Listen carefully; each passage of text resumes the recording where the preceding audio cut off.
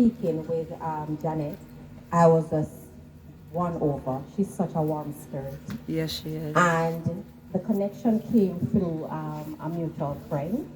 I live in Kingston. I literally wasn't here, and she said she's doing something, and I said, boy, I don't like drive so far, but I have to find a way to support. I want to acknowledge my two children who took the journey, not just with cancer, but here to support me today. Christina, Mackenzie, yes. So, as a mother of three and a single mother at that, and I was diagnosed with cancer, my story was a little more crushing in my spirit because my mother died from cancer, my father died from cancer, and my brother died from cancer. And so, just like Paulette mentioned, it just happened. I usually go and do the self-check, but that particular year, I was watching TV. It was just relaxation mode. And my hand just fell across my chest. And I realized that I felt something that shouldn't be there. Like I don't know the story sound the same way. All of us just afraid to tell people. It's just something that happens. I remember getting up from the couch, going into the bathroom, looking in the mirror, looking at myself, and I immediately told myself a story. I said, what is this? Where is this going? And like something said, you know where it's going. And I guess the narrative, because I lost parents, I lost siblings, and, I have been through that road and I saw how treacherous it is. I saw without support, money, financial, the struggle was real. And coming out of that, I, of course, got a little worried about it. I remember coming out of the house totally 3 o'clock in the morning, went into the car, sat there, cried my eyes out because I did not know what else to do. In the morning, I went to get my doctor's opinion on the matter.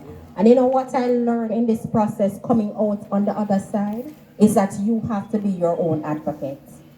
I learned that a lot because sometimes people are going to dismiss you. People are not going to understand what you are experiencing, and sometimes you have to be forceful in your own attention. And so when I got to my doctor, he gave me a mammogram, told me to go do a mammogram. The result came and I brought it back to him. He said, you know what? Yeah, there's something, but come back 6 months because you're young. I was in my 40s. We don't perceive that that's anything. So come back 6 months and then we can relook and revisit. It's good to talk. As much as it's a painful thing, I remember calling up a friend and I was telling that friend that, I got my result and the doctor said 6 months I must come back. And he said, go get a second opinion. Why are you not getting a second opinion? When you buy clothes, don't you look and look and look? And when you're choosing food, don't you look and look? Go get a second opinion. Don't let that opinion be the one that makes the decision. But because I was so comfortable with my doctor, you know what I mean? And he said it. I am not a doctor. So he said it and I was going to follow that instruction. But at the same time, I went for a second opinion. When I went for the second opinion, the doctor looked at the information. She also sent me to get another test. And when it came back, she said to me, no, we need to move now. And I was like, do you understand? But of course, me not understand nothing because that time me blank out. I was sitting in the office and all I remember, and I documented this because it was so profound. I was there, but I was not there. And so I'm happy that I brought a friend with me, and I tell people all the time in support, don't go alone because trust me, you miss every essence of the conversation. And it's natural. Because at that point, you just hear cancer, cancer, cancer, cancer. Everything is talking cancer, cancer, cancer. That's all you hear. And so my friend said to me that, I know you're not hearing nothing what she said, but you need to make some decisions. And I was sent to another doctor to do a biopsy. Now again, one of the things that I looked at now on the other side, being an advocate for women's health and my own journey, I realized that a lot of the time the deferrals, the waiting in the system is causing so much pain. Because separate and apart from money, you get deferred just for a test, you have to wait 8 months. 8 months, cancer is still growing, right? It's not stopping and waiting until you get that result to come back. It is actually on its own doing its thing. And so for me, when the doctor said to me, she's foregoing the wait, send me to a surgeon, and I did it in his office to, do the biopsy in his office. I was still working. I was still having other issues to deal with.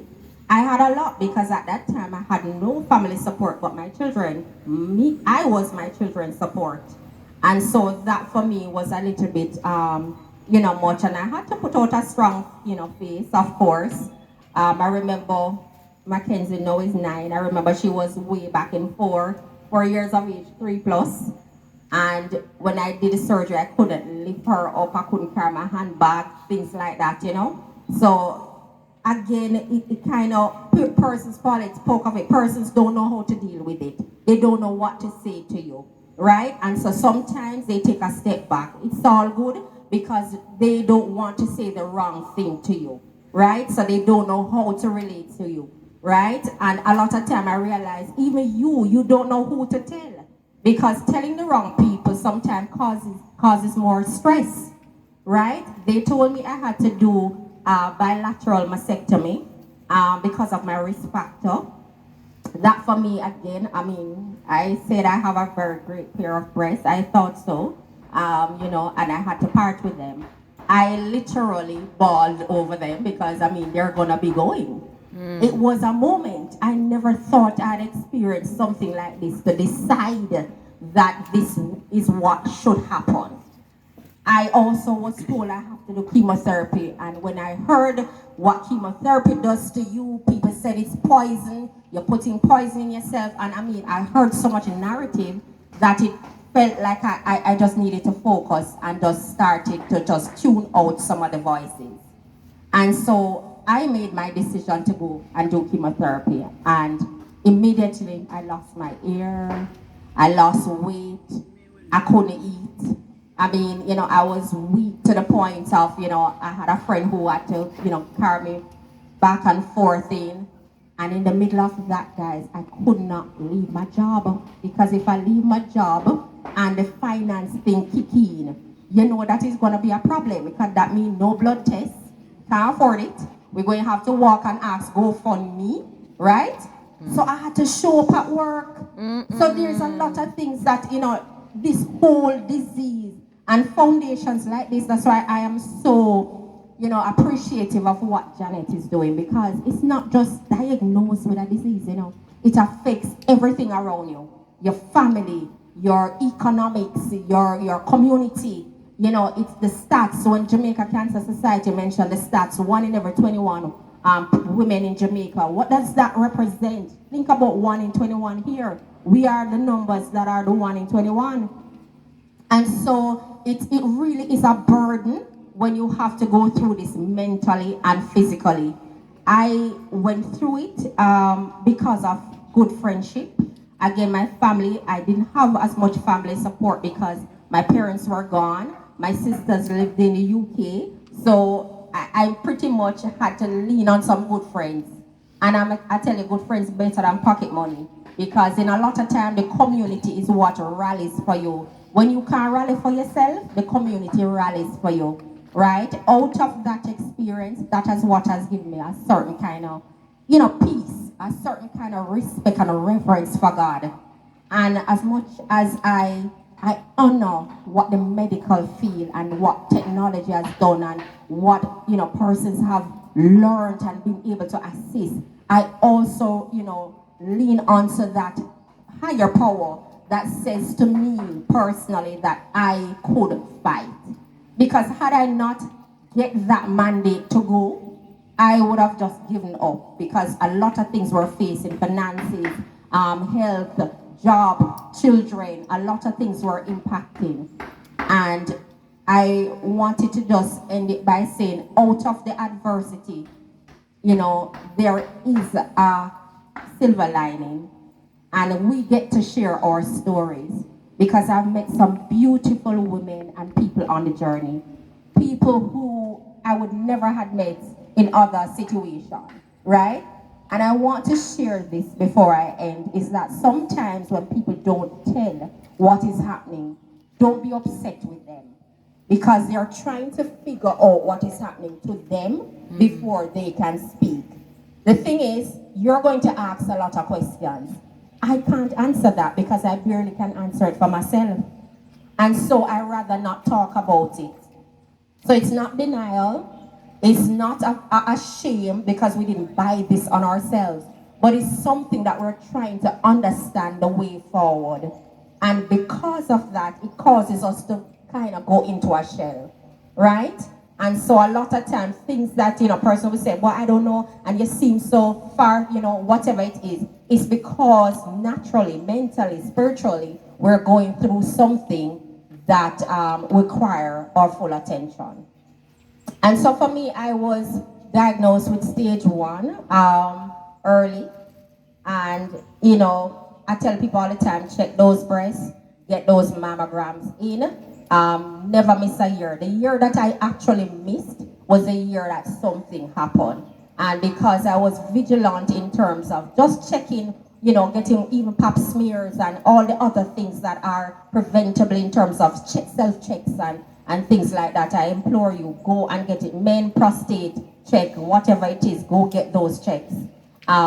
I made a decision. I did reconstructive surgery, and I had to use a part of, I think they call it tram flap, where they move some parts of your abdomen to recreate, somewhat of a breast.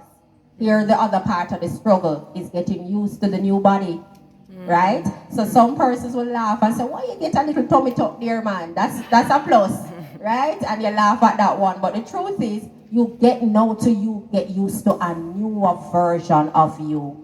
And even standing here takes a lot because, again, it's exposing what you have traveled with and lived with for a particular period of time. Hearing your own story, I was brought to tears with Paulette's story because I'm easy for ball. And I was just, thinking about it, and I'm saying, look how strong these women are. Amen. It's amazing.